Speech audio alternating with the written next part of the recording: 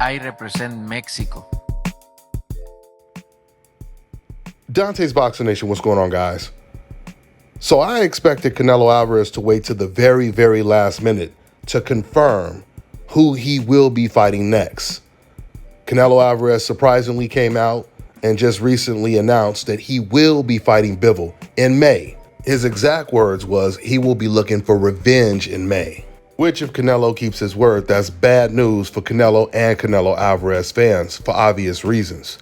There's a very good chance that Canelo Alvarez could possibly get stopped in the rematch, assuming he fights more aggressive, which would make sense for him to fight more aggressive because if he sits back and tries to outbox Bivol, he has zero chance. Now, Bivol had made it very clear that if it was up to him, he would prefer to become undisputed at 175 and fight Beterbiev next.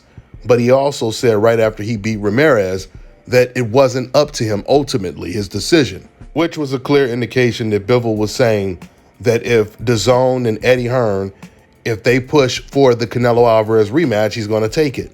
And it makes more sense for him to take the Canelo Alvarez rematch because Bivol, or Beterbiev, I should say, he's already scheduled to fight his mandatory Anthony Yarde, I believe, in January. And let me tell you, that's a real tough fight for Beterbiev. He might not even win that fight. But when it comes to Canelo, it looks like his luck has finally ran out. And when I say his luck, I'm talking about his luck of being able to pick the opponents that would guarantee him a win.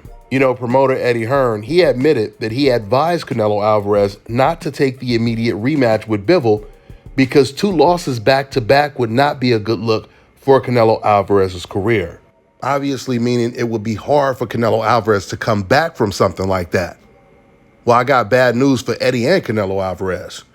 Even after he loses this rematch, it's still going to be hard for him to come back from that. Because once again, he got completely dominated in the first fight. And just like Devin Haney versus George Kambosos, the rematch is going to be much worse for Canelo. Bivol will be far more confident than he was in the first fight because now he knows that Canelo has really nothing to offer. Bivol is going to most likely be a lot more aggressive trying to go for the knockout in the rematch because I think that he was playing it a little bit safe in that first fight just to guarantee the win and not make any silly mistakes. I also think Bivol is looking at it like this. I mean, he just fought Ramirez. He just fought Gilberto Ramirez, who was way bigger than Bivol. He was well over 200 pounds when they fought. So you go from completely dominating Ramirez, that easy, to now going back to fighting against a much shorter Canelo Alvarez that by Canelo's own admission has stamina issues. I promise you this will not end well for Canelo Alvarez, and it'll be really interesting to see how he will bounce back from a second loss to Bivol. You know, I always tell you guys, historically, whenever fighters lose the most important fights of their career, after that, they usually feel like they don't have too much to lose. So they usually start taking on challenges that they never would have took on before to make up for all of those big losses because they don't want to be remembered that way. This happened with Manny Pacquiao after he lost to Floyd Mayweather, and it was something that I had predicted. I had told you guys previously that I thought Manny Pacquiao would start taking fights that he wouldn't have took before, like the Errol Spence fight, for example. You guys remember there were times when Manny Pacquiao put out tweets saying that he wanted Errol Spence and Terrence Crawford. And this was all because, once again, he had lost the fight of the decade. The most important fight of his career was against Floyd Mayweather. The same thing happened to Roberto Duran. Roberto Duran, he lost almost all of the most important fights of his career.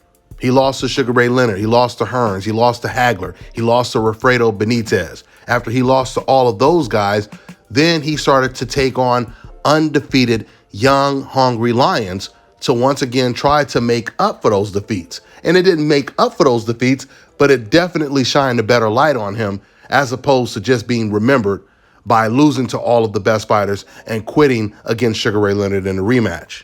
And it's very possible that Canelo Alvarez may attempt to do the exact same thing once he gets dominated by Bivol a second time. Either his pride is not going to allow him to retire and be remembered that way, or he's just going to accept the way his career played out and just retire.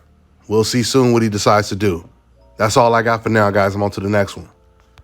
All right, now check this out, guys. If you're looking to repair eczema scars, burns and bruises, dark spots and blemishes, fever blisters, diabetic ulcers, this right here is the perfect product for you guys. It's called Elo Deki Face and Body Oil. Athletes and top-ranking boxers, they're also using it after training to reduce swelling, inflammation, and to ease the pain. So get yours today. Go to elodeki.com, like them on Facebook, and follow them on Instagram. Let me tell you guys about Issa Israel Law Firm. It is a full-service legal practice based in Denver, Colorado, an emerging hub for combat sports and high-altitude training. If you're a fighter inside or outside of the ring and you need a law firm you can trust to fight for you, visit thefighterfirm.com or email help@iilawfirm.com. Legal representation is usually limited to plaintiffs or defendants in Colorado, but iFirm can help anyone in the world with trademarking their business name, logos, and U.S. immigration issues. This brother has been my attorney for a while and helped guide me through all kinds of business and civil issues. So make sure you guys go to thefighterfirm.com.